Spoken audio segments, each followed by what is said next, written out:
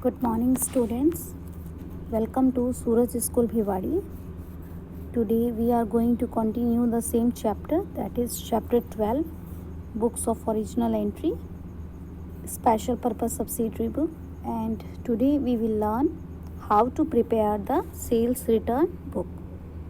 Okay, so let us proceed. First of all, we will learn the meaning of sales return book. So this book is used to record the return of such goods as were sold to the customer on credit basis. Means आपने जो अपने customers को credit पर cell किया है, अगर आपके customer ने आपको वापस किया है तो वो सामान रिकॉर्ड हम सेल्स रिटर्न बुक में करेंगे. इसको रिटर्न इनवार्ड या सेल्स रिटर्न जर्नल भी या सेल्स रिटर्न बुक भी बोलते हैं. When the goods are received back a credit note is prepared.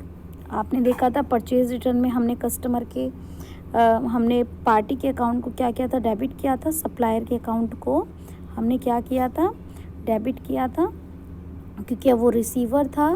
ठीक है, या आप कह दो कि लायबिलिटी डिक्रीज़ हो रही थी उसकी तरफ. अब जो हमारा यहाँ पे कस्टमर है तो कस्टमर को हम यहाँ पे क्रेडिट करेंगे, यानी कि अब कस्टमर हमें कम अमाउंट देगा क्योंकि उसने हमें कुछ सामान वापस कर दिया है.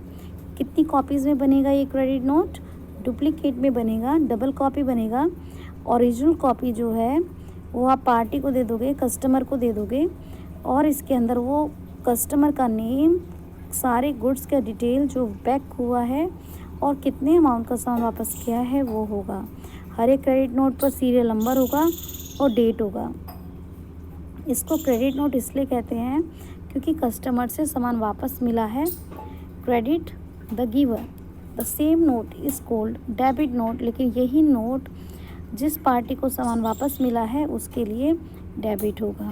ठीक है, तो डुप्लीकेट हम बनाएंगे और सोर्स डॉक्यूमेंट के तौर पर हम इसे रख लेंगे ताकि जो हम एंट्रीज करें तब ये हमारे काम आए. Credit note is also sent when a sales invoice is over charge. और अगर आपका सेल इनवॉइस ओवर चार्ज हो गया है, सेल का बिल भी आपसे ज़्यादा बन गया है, तो उस ओवरकास्ट को कम करने के लिए भी आप इसको बना सकते हैं. ठीक है, ये इम्पॉर्टेंट वर्ड है. ठीक है, सेल्स इनवॉइस के टाइम पर भी और सेल्स रिटर्न के टाइम पर भी हम बनाते हैं, यानी कि जब बिल ज़्यादा बन जाए तब. Now you can have a look on the format. First of all, in the date column you will write the date of the returning the goods, then particular name of the customer. आप देखो, अगर आप sales book देखोगे तो हमने यहाँ account to be debited लिखा है. देखिए, यहाँ हम अकाउंट टू बी क्रेडिटेड लिखेंगे. क्योंकि अकाउंट टू बी क्रेडिटेड क्यों लिखेंगे? क्योंकि वो अब गिवर हो रहा है, हम उसके अकाउंट को क्या करें, क्रेडिट. फिर क्रेडिट नोट नंबर यहाँ पर आएगा, लेजर फोलियो डिटेल्स, कितना सामान वापस कर रहे हैं, और फिर टैक्स. अगर सेम स्टेट के अंदर डील कर रहे हो तो SGST CGST, और अगर दूसरी स्टेट के अंदर डील कर रहे हो तो IGST करके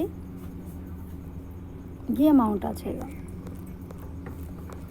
उसके बाद सम देखो.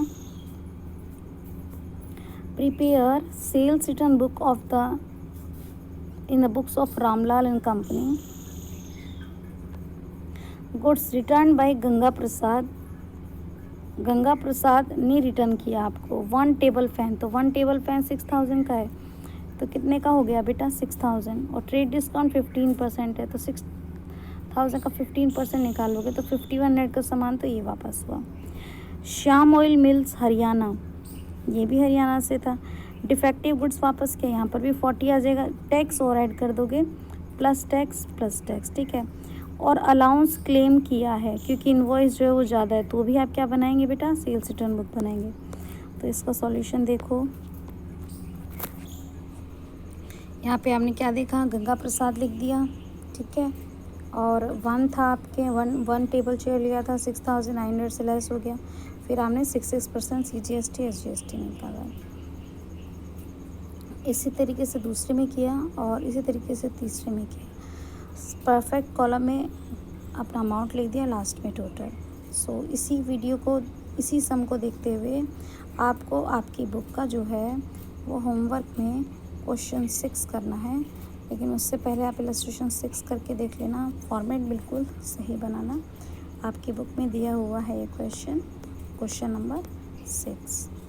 If answer is mismatching, you can call me anytime. Thank you so much. God bless you.